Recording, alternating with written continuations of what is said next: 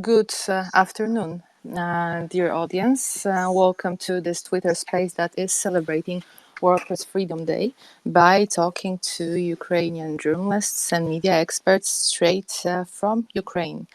I'm Martyna Bildziukiewicz. I'm head of East Stratcom Task Force at the European External Action Service. And with us, we have three guests. Roksolana Lisovska is head of the International News Department of Public Broadcasting Company of Ukraine. Illia Ponomarenko is a journalist and war reporter at the Kyiv Independent, and Oksana Romaniuk is executive director of the Institute of Mass Information, a non-governmental organization working on improving the media environment in Ukraine. Before we dig in, Oksana, if I can kindly ask you to accept the request to become speaker, because we need to activate your mic. And let's start the discussion. I think we are all on the same page when it comes to appreciating how important it is to have independent media and access to independent information, especially at the times of war, which Ukraine is fighting right now for all of us. On the one hand, the war creates an increased demand for credible information. But on the other hand, it brings not only additional pressure to those that work on delivering this information, but also brings direct threats to the safety of journalists, to the business models of media, and creates enormous difficulties even to sustain the media operation. We are very honored that all of our three guests are with us today, and I would suggest that we start by Roksolana. Hello, Roksolana. Very, very nice to have you with us. And I would like to ask a question to all three of you. How has the 24th of February and the days that followed changed the way you work? Hello, everyone. My name is Roksolana, and February 24th was the worst day of our life. On February 24th, the UAPBC began broadcasting news around the clock. Later, we united with 5 other Ukrainian TV channels into a single marathon. We are now working on a united front, and the great advantage of UAPBC is that we have the largest correspondent network in Ukraine, and we can quickly know what happened in each region of Ukraine. For example, in Kharkiv, we have our correspondent Slava Mavrichev, and this is a correspondent who is always ready to go to hotspots. He can shoot materials and make live broadcasts. So we know everything about shelling in Kharkiv.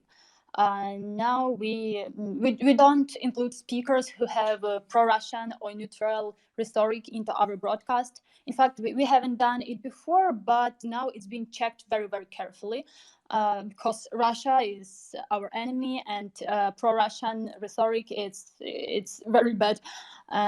We also show the statements of our authorities. It's no matter what we think about our president before the war, but now he is our commander-in-chief, so we must work together, we must believe him, and we must believe that he tried to do all for our victory. Of course, we will return to criticism after the week, but we should be like a united front line. Now, in a single marathon, we have 5 hours of air time every day. Every hour, we give a block of news first, and then we have like talkings.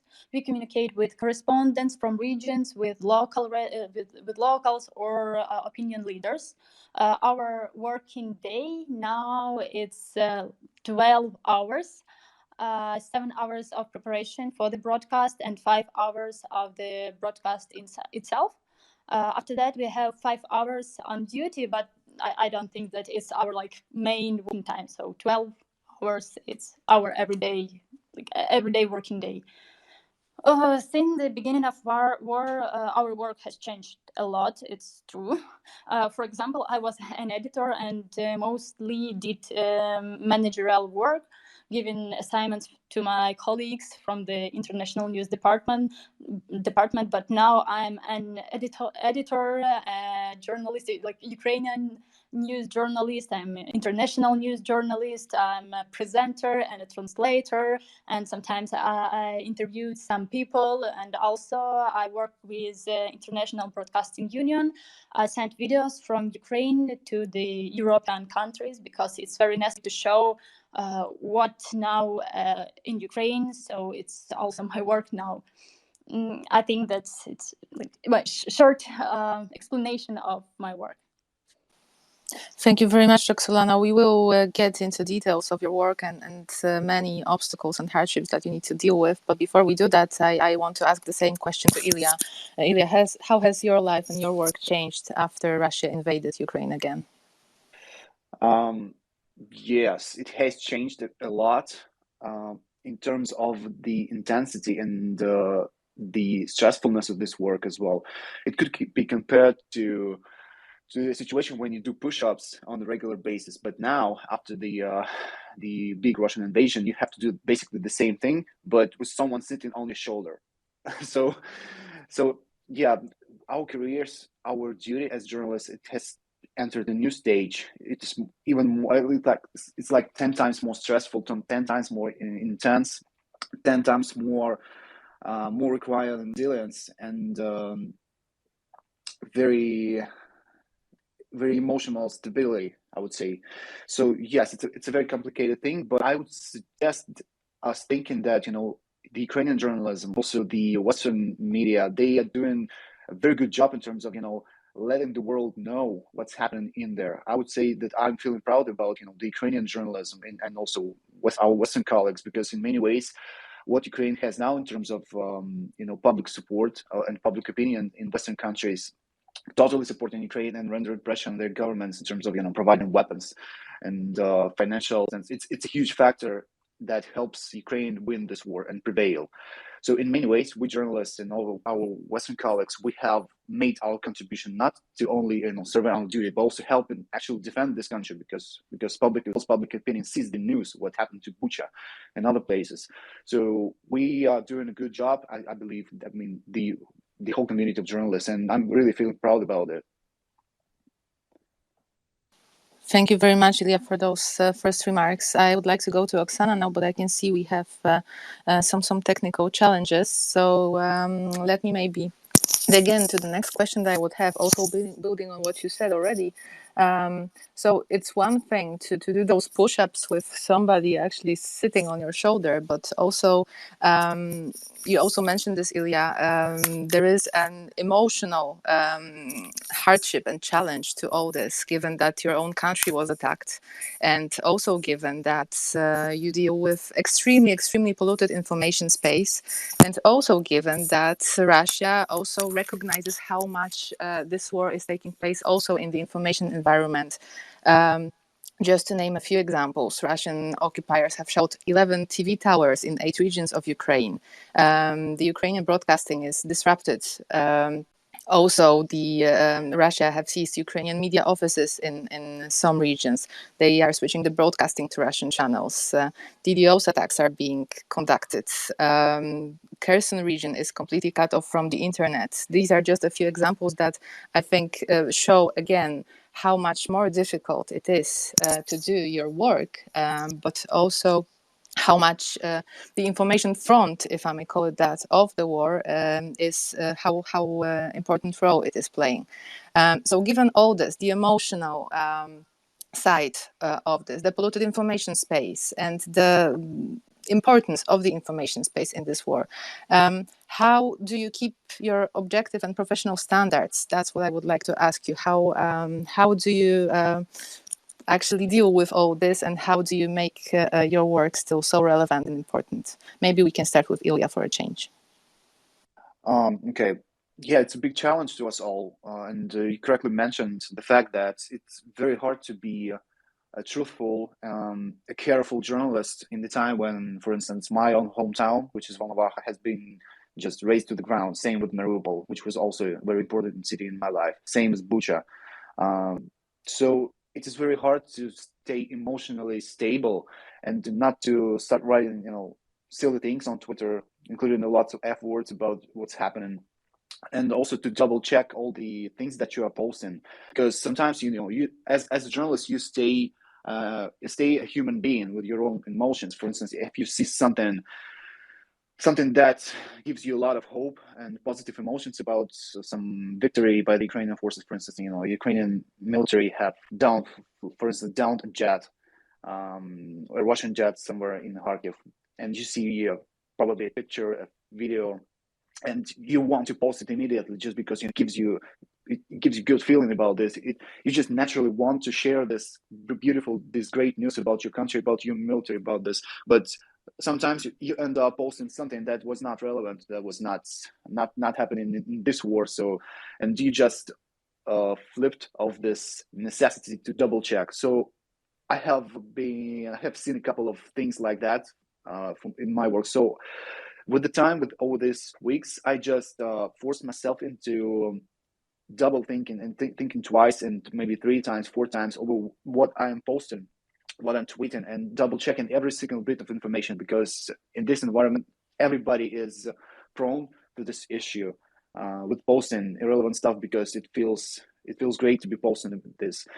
So I just made a rule for myself: the louder it sounds, the more attention and carefulness it requires. So I'm trying to be truthful and honest in front of my audience, in front of the people that trust my opinion. I'm trying to not let them down.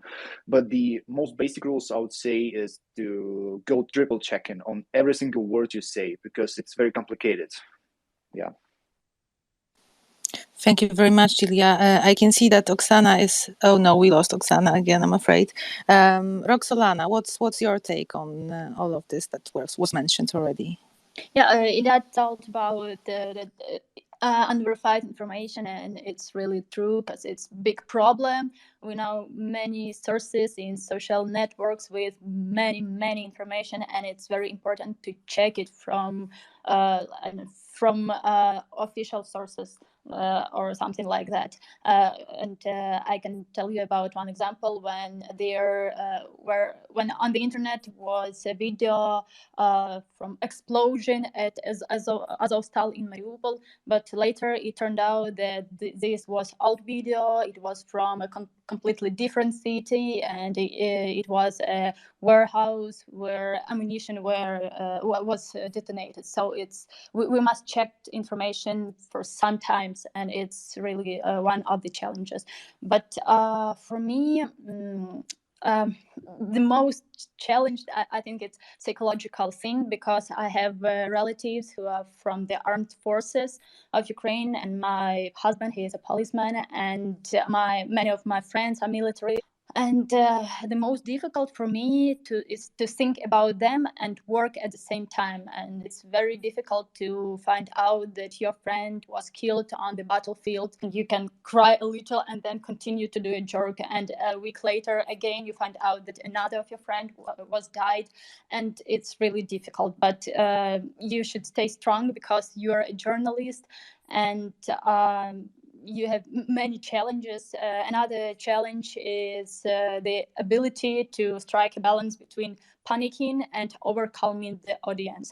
It is impossible. It is not true, and it's a bad idea to talk only about the things that can lead people to bad feelings like despair or something like that. But it's also, we can't talk only about the victories, because then when we have some information about like occupation, it's much more difficult to understand for audience why, if we talk only about our victories. And also, we don't know exact number of our dead soldiers. This is a question when it will be possible to name these figures. Ukrainians understand that this is a huge number of deaths, but psychologically it is easier to know these numbers. And I talked to the military, and they said that it is the right decision not to tell the loss of our troops, but it's only a matter of time. And also about more challenge, it's how to show dead bodies, because now all our news it's about death, or most of our news. And yes, we show bodies, these deaths and mass graves, but we blur faces. Now Ukrainians are used to seeing these horrible pictures of death, but we have respect for the dead and their relatives, so we don't show faces of dead people. Thank you very much, Oksana, for those insights. I will now try Oksana again. Oksana, can you speak? Can you unmute your mic? I'm afraid not. Let's keep trying then, and let's move on. What I would also I can see Oksana is a speaker now. Oksana, if you can, okay. You can hear me, and thank you for the very interesting discussion, because I believe that journalism.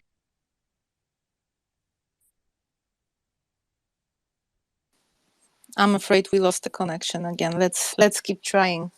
We'll go back to Oksana, I hope, in a few minutes. Oksana's, the institution that Oksana is representing, Institute of Mass Information, has produced, among other interesting reports, a report about war crimes against journalists. And this is what I would like to ask Oksana about, among other things. Oksana, I can see you're back. Perhaps let's try again. No. Let's then move to the topic of war crimes, which I think is one of the crucial ones given the current situation. So what I would like to ask you, Roksolana and Illia, is how do you see your role and the journalist's role in general in documenting war crimes that are being committed every day right now? And how do you see your role in hopefully ultimately bringing perpetrators to account? Let's maybe start with Roksolana now. My colleagues who work in field, they do extremely important work. Our documentaries are now traveling through the liberated territories, and they filming what happened. They filming the results of the shelling, and also they interviewing people. It's a huge help to our police, and it's additional evidence for the Hague Tribunal.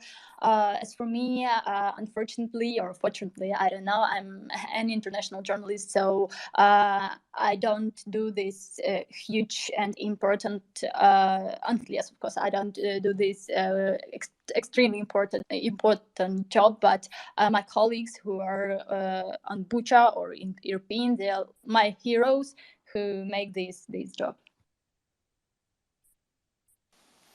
Illia, your comments on the matter? Yes, sure. When we came to Bucha, almost immediately after it was liberated, we have seen all those things that we were hearing rumors about, like Russian FSB officers coming to every single corner and looking for men and checking documents. We have heard rumors before Bucha was liberated that Russians, they hunt for men and they inflict shooting sprees in town, but those were rumors. And the first thing that I saw in Bucha, the first thought that I had after I came to Bucha was that we need to document every single corner what was happening in there, so to let the world know in terms of the war crimes that were happening, in terms of the brutalities, and in general the very brutal attitude towards usual people in Bucha, there in Bucha, because from the Russian soldiers, because lots of people in Bucha, they have literally spent months, including lots of males, young males, they spent months hiding in a basement just because they wanted to avoid being seen by the Russian military, because nobody could predict what's going to happen next after you get caught by the Russian military. So the chance are high that you'll be killed or something like that. Obviously, the role of journalists in this regard, I would say that what happened to Bucha, for instance, and the journalists' work in Bucha, the way it was exposed, the way it was carefully and doubtfully documented, because we have seen satellite pictures, we have street views, videos, we have pretty much any possible piece of evidence that could be available, could be obtained to absolutely, totally prove the Russian guilt in war crimes. So yes, I think the Bucha massacre, in general, the case of Russian war in Ukraine, it was like it is now a textbook example of how important true and free and all accessible journalism is, really, especially in terms of conflict. Just imagine what we could have if we did not have any journalists here in Ukraine, if the Western media were neglectful towards Ukraine, or the country was closed from the world media. Many things that have happened in this country, in Kiev and other cities, could be concealed from the public attention, from the world attention. So it's a textbook example of what's happening here in journalism. Thanks. Thank you very much, Illia. I also obviously agree that your role is absolutely essential in bringing perpetrators to justice and to document the war crimes. But speaking of war crimes, it's not only about you documenting them, you being the witnesses and essential in recording the examples of horrible atrocities. It's also about war crimes being directed against journalists, your colleagues, yourselves. According to the Institute of Mass Information, there were 243 war crimes committed by Russia against media and journalists in Ukraine. This is something that I hope we will still be able to discuss with Oksana if she manages to connect in detail. But before that happens, I want to kind of go back to the question of how do you deal with that, given that you operate under heavily, under very difficult, to say the least, circumstances, with death threats, with incidents targeting journalists happening every day. So maybe a bit more of a personal question, if you don't mind. How do you actually deal with that? And I can see Oksana here again, so let's try with Oksana first.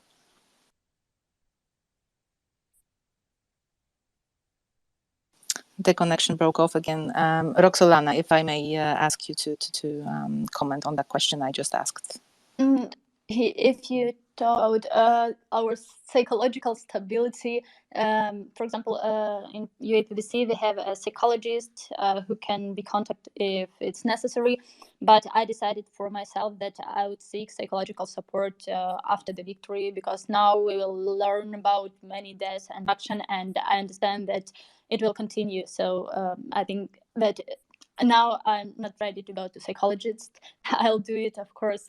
For me, sometimes it helps to cry because first weeks I was like a robot who just woke up and worked. I noticed I had wrinkles on my face and that my hair became gray, but I can't cry. I don't know why, but I can't do it. And about 2 weeks later, I was able to cry, and then it got a little easier. Where I think that also when you have your day off, it's better to put off the phone for at least a few hours and not read the news. If possible, go in for sport or walk in the park or drink your favorite tea or coffee, because you can become mad of this huge, massive, bad information, everyday information. And also communication with children helps me. I visited the wounded children in hospitals several times, and we played various games with them, and it's really then you understand then life is still here and we have our people near us and they are still alive, and it's good. Sometimes you try to find something good in this life. Thank you so much, Roksolana, for sharing those also very personal insights with us. Illia, what would be your take? Speaking of potential or actual war crimes against journalists here in Ukraine, the war in Ukraine, to be honest, I did not expect this war to be so brutal in terms of the general degree of hostilities, and I did not expect it to be such a heavy toll on journalists. I think we have had 20 killed journalists, Western and Ukrainian, through the first weeks of the war, specifically when it comes to the Battle of Kiev. So yeah, it was as a bad surprise, a surprisingly high death toll among journalists. So obviously, this war is pretty dangerous to journalists, especially when it comes to like open hostilities. So yeah, obviously, in many cases that we have seen in Kiev, for instance, the death of an American journalist who was shot dead in the European Bridge in the early weeks of the Battle of Kiev, obviously it has some traces of potential Russian war crimes against journalists. So when it comes to how to deal with the Russian brutality against journalists, let's not forget about the fact that some journalists have been kidnapped by Russians in occupied territories. So yes, it's a brutal place for journalists, obviously. Speaking of how to deal with these things, I have several rules that help me somehow. First thing is that I never left Kiev except for a very brief moment when I had to take my mom to West Ukraine. So I stayed in Kiev and with the military and with other agencies, power agencies here in Ukraine for the whole duration of the Battle of Kiev. And I'm staying here right now. So what helped me as I got deployed to battlefields, east or west, it's a sort of my experience before the war. So you know the war, you know how it's happened, you understand the battlefield, you have the skill of listening to what the military say, to the skill of looking at what they are doing, of listening to what they say. So it gives you a good amount of safety in terms of your deployment to the battlefield. Same goes about your personal security in terms of your whereabouts. I made no secret of the fact that during the Battle of Kiev, I lived just next to European, so I was living in a house just maybe several hundreds of meters of the actual battlefield. So I was pretty exposed to the potential gunfire and shells, artillery shells. But so I tried not to reveal my whereabouts in terms of the neighborhood. I live in Kiev. I stay in Kiev. So a bit of a reasonable security for yourself, just because it is necessary. But in general, I would say that I'm not when it comes to myself, I'm not prone to being overly busy in terms of ensuring my own personal security as a journalist. In wartime, as a war journalist, I consider this as an acceptable risk, because this is your job. This is what we do.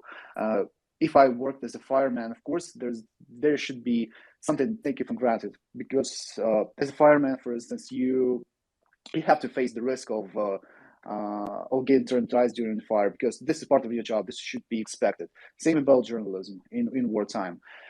You just can't be 100% safe, but there are lots of things that you can reasonably do to stay safe personally and to ensure the safety or ensure the acceptable degree of safety for your colleagues and also for the military in front of you, because we all know the facts, we know the histories of journalists sharing pictures, inappropriate pictures, that eventually led to shelling, to attacks against the military, because they disclosed their whereabouts in the battlefield. So there are basic rules, and I guess the most basic rules is just stay reasonable, keep your head cool, and stay professional, and you'll be fine. Thank you very much, Illia, and thank you, Roksolana, as well. It sounds so easy when you say it, just keep your head cool, just do your job. But we know that it really takes a lot of courage and integrity to do your job right now. Dear audience, we will have space for you to ask questions very soon. So please raise your hand if you want to ask a question. Before we do that, I would like to ask another question to our guests, and this will be about disinformation. From our point of view, from EU versus Disinfo point of view, disinformation plays a huge role in this war as well. And obviously, in your work, you both Roksolana and Illia, you must have been following pro-Kremlin Russia's propagandist outlets for a long time. So I would like to ask for your assessment. How big is the role of Russia's disinformation and war propaganda in the build-up to the war, and also in the justification of war crimes and of the war Russia is continuing? Let's maybe start with Illia now. Okay. So obviously, the role of disinformation and propaganda, war propaganda, is absolutely crucial. It's key. It's the essence of this war. Because war starts not exactly on the battlefield. War starts with getting your people and your soldiers prepared, emotionally prepared, and justified for what they're doing. Because obviously, any sort of war is a nasty thing. So any sort of military action, especially in this scale and with this level of brutality, it demands certain informational support for this. Of course, what we have seen in Bucha and other places, it's the result of many years of strict dehumanization of the Ukrainians, of the Ukrainian nation. We all have seen all these patterns of Russian propaganda, just ridiculing the fact that Ukraine is an independent nation. They are openly laughing about this. They are, downsizing the significance of Ukrainians. They ridicule the Ukrainians as the people. Lots of silly jokes about it. So obviously that was part of dehumanization and creating this whole narrative that has nothing in common with reality. I mean, people they do seriously believe about Ukrainian being Nazis, like real actual Nazis about this. It's not a propaganda construct that not people turn their ears on, but it's a general standard for dehumanizing the enemy. And one of the things that we missed in Ukraine, probably in the West as well, is that we have been watching this propaganda hysteria in Russia, but we never took it serious enough. Maybe that comes with the fact that many in Russia did not seriously took it for years. It's the general dehumanization politics and we have seen these results in Bucha because many soldiers, Russian soldiers and officers, did these atrocities because they have been prone to this dehumanization propaganda. So it's a huge thing. In war, basically, it's without this dehumanization of propaganda, this aggressive propaganda, decline Ukraine as a nation. I think there would be no war because you can't just send soldiers not prepared emotionally to kill, to kill and destroy about this, not to get them ready to perceive their mission as something that is acceptable, that is fine, because these people are not, so they do not deserve to live like this and to live. They do not deserve anything other than being submitted and conquered. So yes, it's a huge thing about this thing, and this is probably the worst example of dehumanization and the instigation of hatred since, I guess, the Rwanda genocide of 1990s. Thank you very much, Illia. Roksolana, over to you for comments. What can I add? That I must admit that the Russian propaganda machine that has worked for years now has worked very well time, but only for the Russians, not for Ukrainians or our Western friends. And now Russian they are used to living in that, and very big amount of them haven't critical thinking. For example, RIA News provided news almost always about how bad the West is and what the problems are there, but don't at the same time RIA doesn't write about internal problems of Russia, and they have already created a new language, as in Orwell, where they replace any negative. For example, the flooding of the station now Russians call the appearance of water, and the crashed plane is a hard landing, and so on. It's many examples of that, and the Russians believe in it.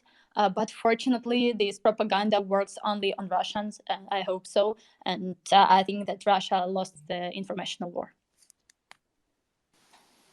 Thank you very much, Roxana. Let's hope Russia will indeed lose the information war. And about the new language, we also at EU versus Info cover this new speak that Russia's disinformation machine is exercising, the special military operation being one of the most known examples of that. Dear audience, this would be the time for you to ask questions to our distinguished guests, and I can see an account called Solidarity with Ukraine wanting to take the floor. Please go ahead. I will try once again to speak. This is Oh, Oksana, fantastic. Please go ahead, Oksana. because it seems to me there are some problems maybe with connection. Hi, everybody, and thank you very much for this very interesting discussion, because indeed Ukraine today is probably the symbol of the importance of independent media, and we show how in practice you see independent media are the basis of democracy, contrary to propaganda, Kremlin vertical one voice policy, because this tyranny, this dictatorship, they attack media and they shoot into journalists, they shoot into TV stations when they enter Ukrainian territory. They try to cut off because they do not need pluralism. They are afraid of pluralism, they are afraid of journalism. And this is very important now for the whole world to rise in support of journalism, in support of safe work of journalists in Ukraine and in all other countries, and in support of free press, free media as the basis of democracy. So fortunately, I can speak now due to good connection, and well, I can share a little bit about my experience when the war started. We had to relocate very quickly because our district was heavily shelled, and fortunately we only had like now some problems with windows. There are people who suffered much more damage, and we still continue our work. We have network in all regions of Ukraine. Before the war, we focused on journalism ethics, on freedom of expression. We developed legislation. Our law, our draft law on protection of journalist rights was registered in Parliament on February 23, just one day before the war. And on the next day, the war started, and all the work that we did was just in vain in some because we invested a lot of efforts into that legislation. We had to quickly adapt to the situation. We have network in all regions of Ukraine, and our network turned into kind of logistic network because we focused on two main priorities. First is safety. There were almost no protective equipment in Ukraine. We contracted and we had bulletproof vests before the war, like with help of Internews network, some of them. And well, maybe but believed that there will be the real war in like on the whole side of Ukraine. So we had to focus very quickly on finding these bulletproof vests, helmets, first aid kits, transporting them into Ukrainian territory, and and then sending it to the front lines and to the cities where they will be the most necessary. And the second most important part of our work was to document crimes against media and journalists that were committed by Russia in Ukrainian territory.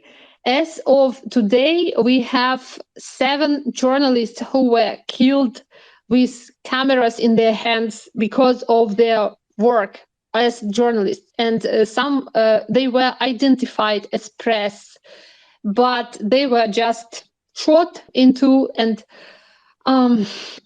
this is a terrible crime. And well, and another 15 journalists were victims of shelling, shooting just last week. Last Thursday, our colleague, journalist Vera Hiric of Radio Liberty, she was killed by a Russian missile, which hit into the center of Kyiv, and it hit directly into her flat. And Vera was found under the debris. I can't believe that I'm talking about that. this is happening in my city, which is a normal European capital developed, where we were working over legislation. We had our problems. We discussed. We quarreled. We had this free speech. Well, so for us, documenting these crimes against media and journalists now is very important, and we have a working group with Prosecutor's General Office of Ukraine. So we do not only register them for public use, we also proceed with all this information is turned into real criminal cases.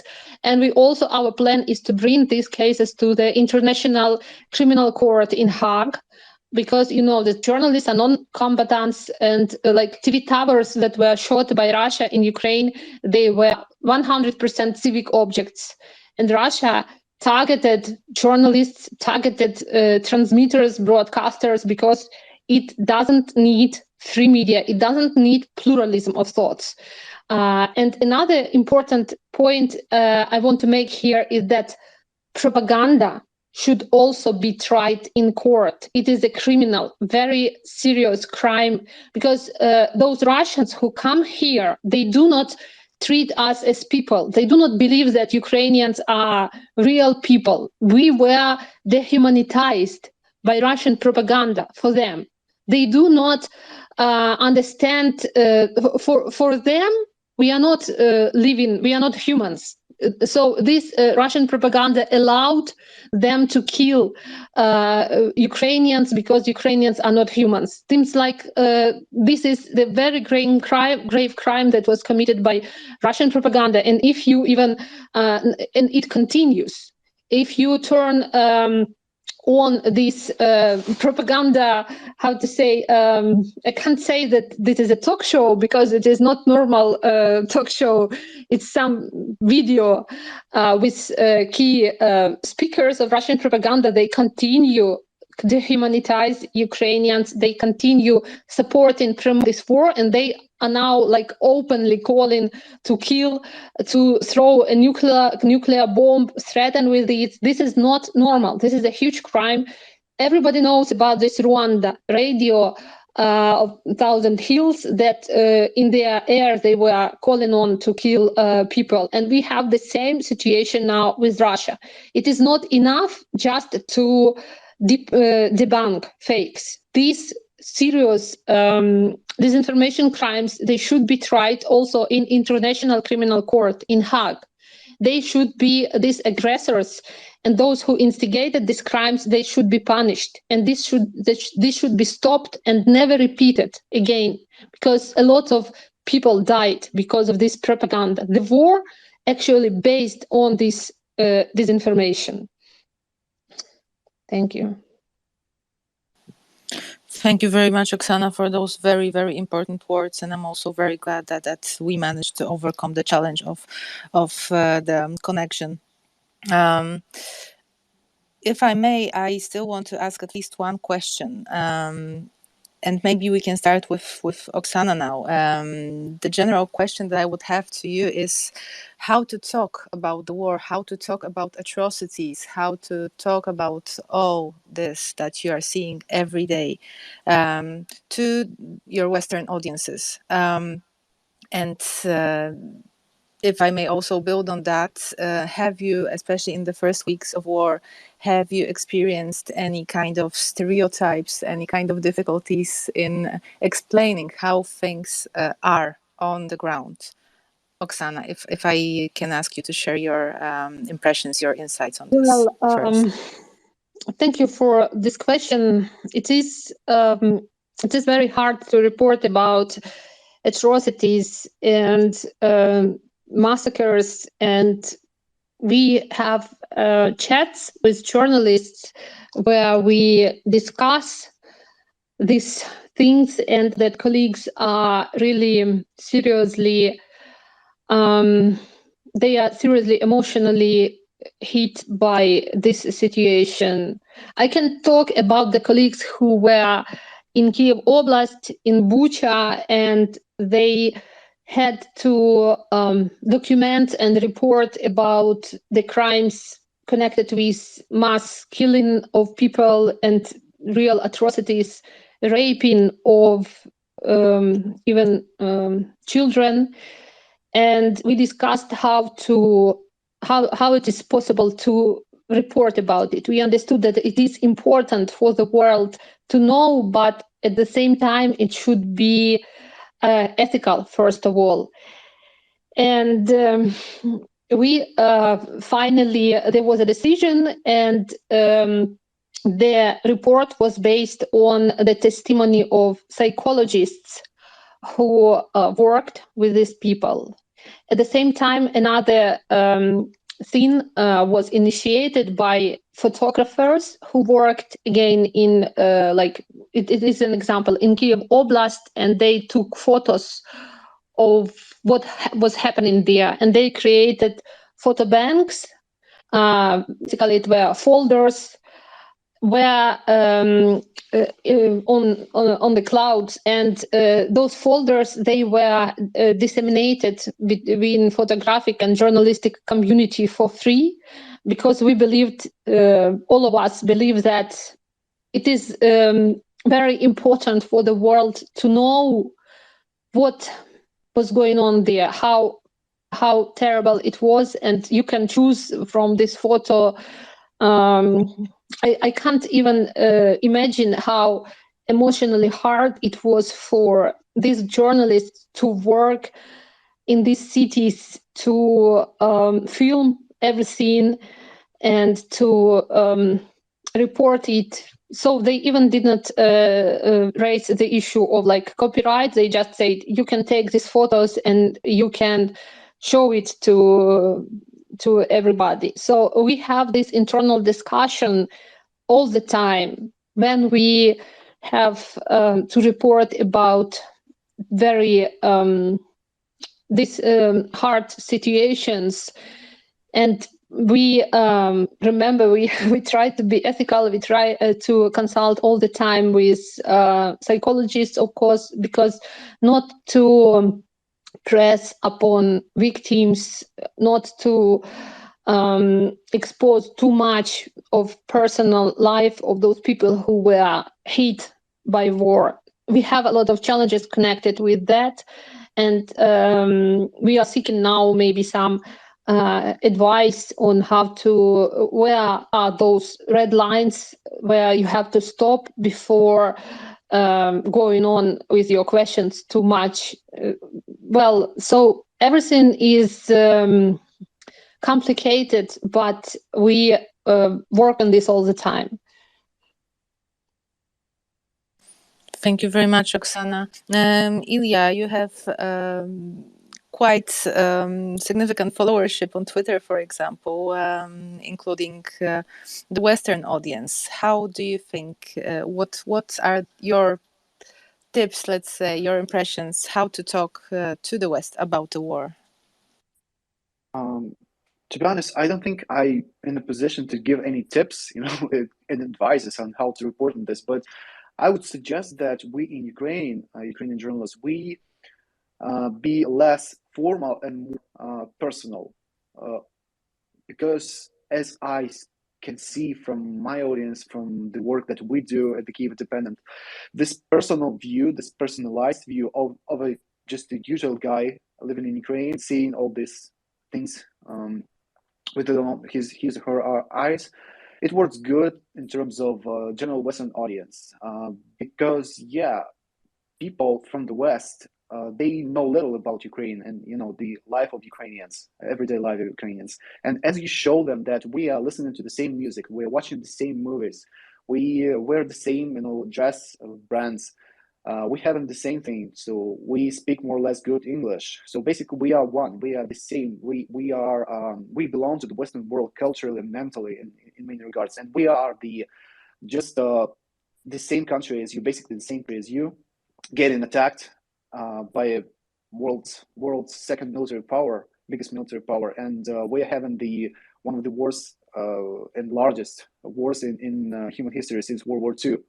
So obviously, this works well in terms of the Western attention because people find it easier to sympathize and to stick with us, just because they see that we are not different in this regard. So I would suggest that we have more personal take on what's happening, but we stay journalists, truthful journalists at the same time. So I would say that this works well for the West. I think that's very valuable. Thank you, Illia. Roksolana, would you have any comments on that? My colleagues said very good things, I think, and I think that we just learn how to work in such conditions in practice. We just do our job. We show footages of shelling. We show the stories of survivors. We share our pain with the world. And of course, we will never forget and forgive Russia for all these death, but I think that we just show our life, and we should show our everyday life, our life in basements, our life of our people who are now eat poorly or drink technical water or just like live underground. We just show it, and I think that that's the best way to show to our Western friends what's happened in Ukraine. Thank you very much for all those insights. May I just add one word about, yes, of course. this thing? I just wanted to add that it's a part of human psychology, because people find it easier to stick with one just personal story of just one guy and girl in trouble, rather than huge crowds and millions of people and lots of figures and statistics. This is just how psychology works. So it works better for Ukrainian journalists to present personal stories of victims, just one family, one guy, one girl getting in trouble in terms of bombing, Russian occupation, because single personal stories work way better for people, just because of human nature. Yeah, thanks. Thank you very much. This is what we also try to do at the EEAS EU versus Info, to show personal stories of those who are at war.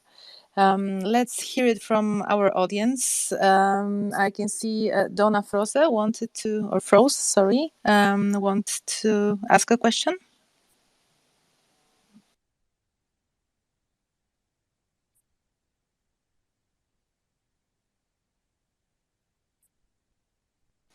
Please unmute yourself and feel free to ask your question now, Donna.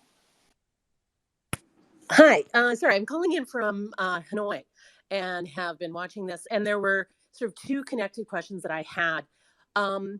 Part of reporting, part of press is all about the stories that you're telling, but there's also how people receive those.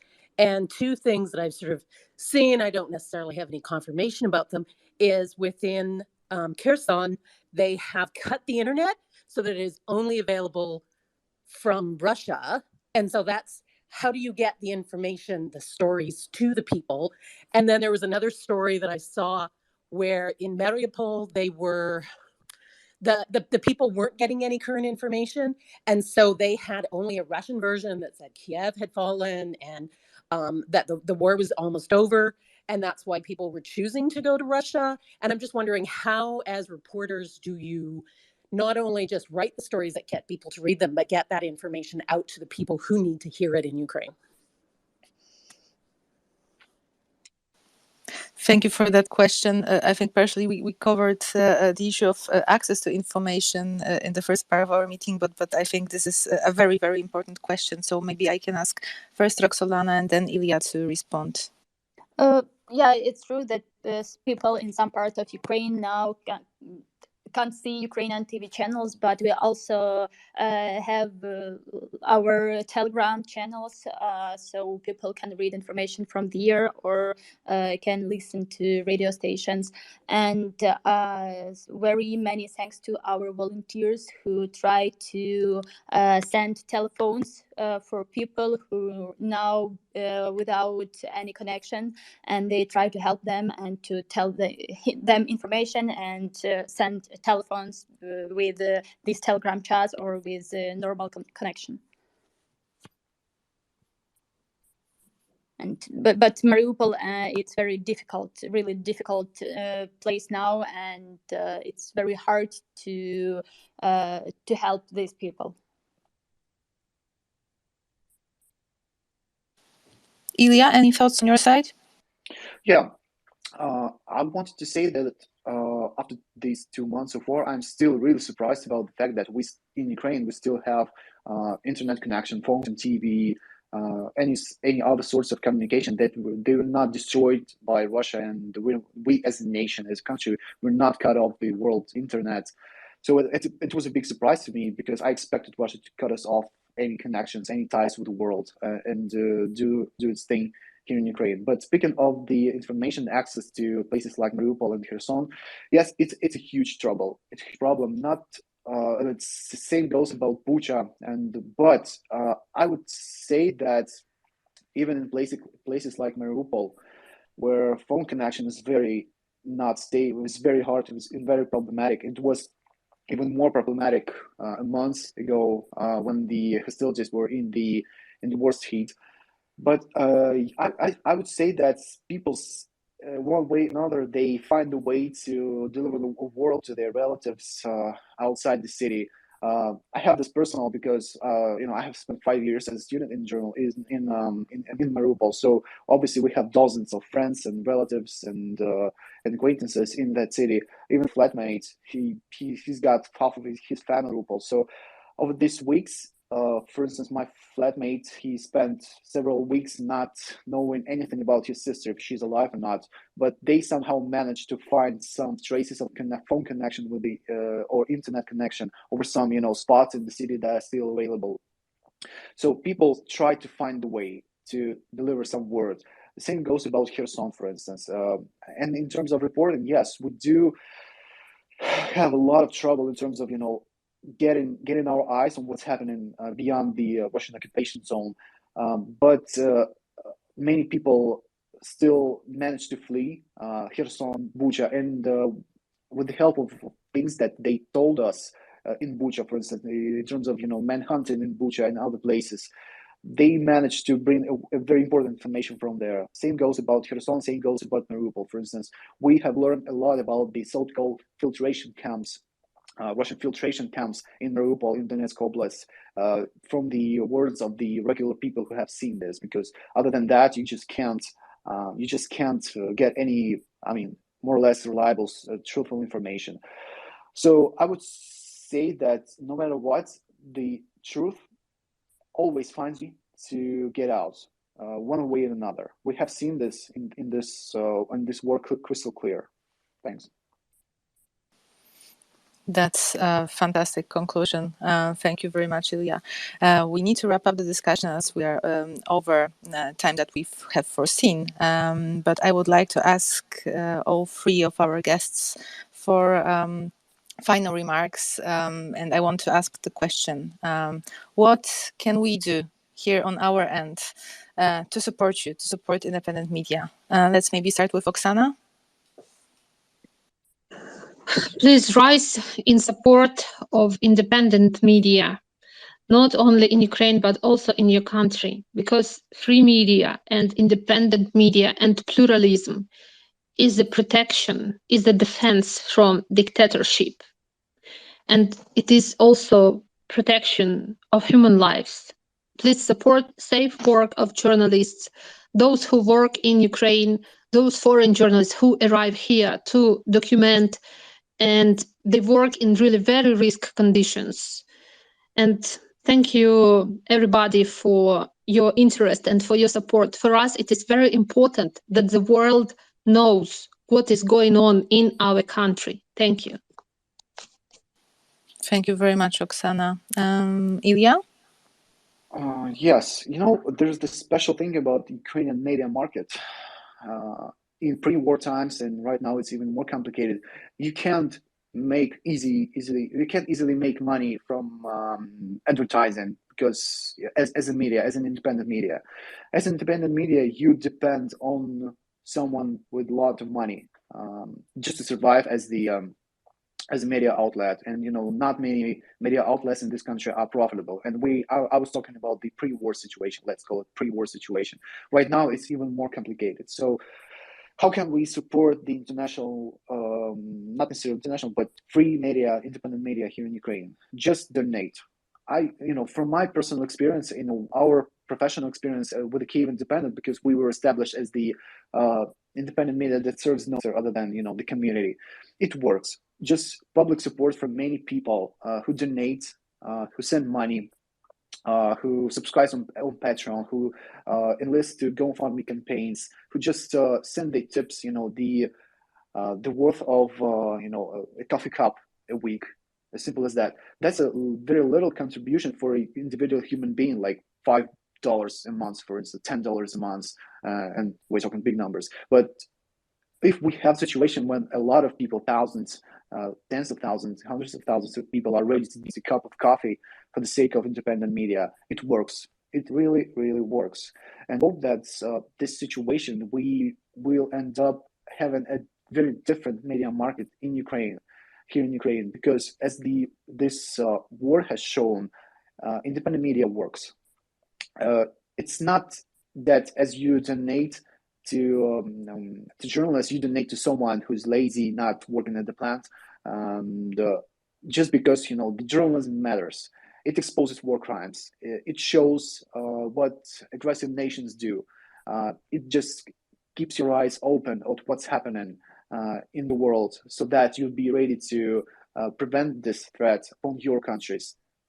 In the very beginning, like what we have here in Ukraine. Journalism matters. So if you want to really support this thing, just do not hesitate to donate. Just donate the amount of money worth of just a cup of coffee every week. So this is the best way to support journalism here in Ukraine and beyond Ukraine. Across the world, we have lots of independent media outlets. So yeah, just donate. Thank you. We heard this loud and clear. Roksolana, the final word goes to you. Yeah, thank you for all your support. Thank you for your pro-Ukrainian rallies. It's really very necessary for us. Write and speak about Ukraine in your countries. It's very, very necessary because it's your thoughts can be heard by other people, and it's really necessary. And read the UAPBC, read the Western media, ignore Russian propaganda, think critically, ask Ukrainians about what is happening in Ukraine and about Ukrainians. Now Ukrainians don't have time to be weak. Everyone first think about what to do to win and what to do for our victory, and only then think about himself. So please, you can help us with your voices. Thank you. Thank you very much. Thank you, dear audience, for being here for this hour of very insightful and important discussion. Please remember about this cup of coffee when you buy another one, and about the money that you could also use to support independent journalists. Thank you very much for the EEAS and EU versus Disinfo colleagues for organizing our discussion. And most importantly, thank you very, very much, Roksolana, Illia, and Oksana, for being with us, for devoting some of your time to share your very valuable insights. You are heroes of this war. We commend your work and we will keep supporting you. Thank you very much for being here.